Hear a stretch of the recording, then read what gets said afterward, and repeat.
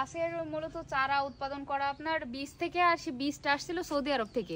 অবিশ্বাস্য হলেও সত্যি, সৌদি আরবের বিদেশি খেজুর এখন চাষ হচ্ছে যশোরেই। কেশবপুরের লিজা আপু পড়াশোনা সংসারের পাশাপাশি বাড়ির আঙ্গিনায় মরিয়ম জাতের খেজুর সহ নানা জাতের খেজুর গাছ লাগিয়ে রীতিমতো পুরো বিশ্বকে তাক লাগিয়ে দিয়েছেন। তো দর্শক, আজকের ভিডিওতে এই স্বপ্নবাজ নারীর খেজুর গাছের সম্পর্কে জানানোর চেষ্টা করব। তো ভিডিওটি না টেনে সম্পূর্ণ দেখতে থাকুন। আসসালামু আলাইকুম আপু। ওয়ালাইকুম আসসালাম।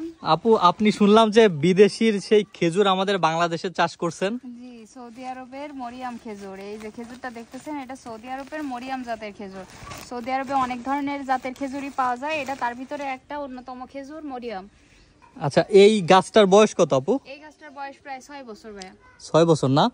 দেখতে পারতেছি প্রচুর পরিমাণে খেজুর ধরছে, মানে আনুমানিক কত হইতে পারে এই একটা ইসে? এখন এইখানে ধরেন 2টা খাদি খেজুরে, যে এই একটা আর এই একটা। এখন যতদূর ধারণা করা হচ্ছে যে এক এক খাদিতে আপনার 10 কেজি তো হবেই, ওই উপর নিচ সামান্য হয়তো হবে।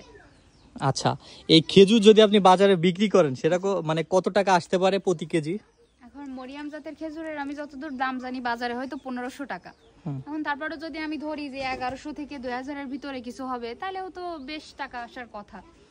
আচ্ছা, আমি যতদূর জানি আপনি হচ্ছে পড়াশোনার পাশাপাশি আবার ফার্মও করছেন, আবার এই খেজুর গাছও চাষ করছেন, মানে এত কিছু কিভাবে? আসলে ইচ্ছা থাকলে সবই হয়। আরো ধরেন আমরা তো মহিলা মানুষ, আমরা তো এক প্রকার বাড়িতেই থাকি, প্লাস এই যে ধরেন যে ব্যবস্থা করে নিছি, এতে যে মহিলা হিসেবে আমরা বাড়িতে আছি বলে কোনো কামাই হচ্ছে না এরকমও কিন্তু না। আমি কিন্তু কামাইও করতেছি। যেরকম ধরেন আমার 30টা মুরগি আছে, মানে সেটা বলতে পারেন ছোটখাটো একটা ফার্ম, কারণ ওগুলো ছাড়ি না, দেশি মুরগি না, লেয়ার মুরগি, লাল ডিম পাড়া মুরগিগুলো। তার পাশাপাশি এই যে বাগান, এখন ধরতে গেলে কিন্তু আমি একজন পুরুষ মানুষের মতো বাড়ি বসেই কিন্তু সেরকম পর্যাপ্ত কামাই করার মতো ক্ষমতা আমি করে নিছি। আচ্ছা, এই গাছের বীজটা কিভাবে উৎপাদন করছিলেন আর কি? এই গাছের মূলত চারা উৎপাদন করা আপনার বীজ থেকে, আর সেই বীজটা আসছিল সৌদি আরব থেকে। মানে আমার এক আঙ্কেল গেছিলেন হজে, উনি সৌদি আরব থেকে আসলে খেজুর এনে দিয়েছিলেন আমাদের খাওয়ার জন্য। হজ করতে গেলে অনেকে আনে, তো সেই খেজুরের বীজ সংগ্রহ করা, সেই বীজ থেকে এই চারা। আচ্ছা, এই যে ঢেকে রাখছেন দেখলাম, এটার কারণ কি?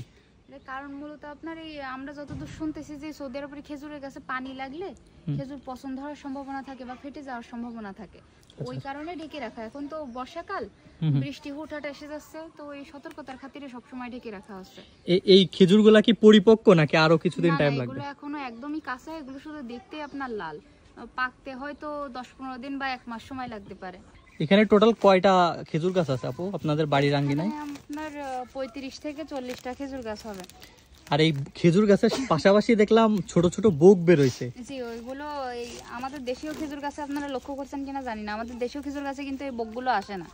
ও আচ্ছা আচ্ছা, তা এই বোকগুলা কি আলাদা করে বিক্রি করা যায়? হ্যাঁ, এই বোকগুলো আমরাও আলাদা করে বিক্রি করব, এবং বোকগুলো আলাদা করে হয়তো 5000 টাকা দরে আমার আব্বু বিক্রি করবে।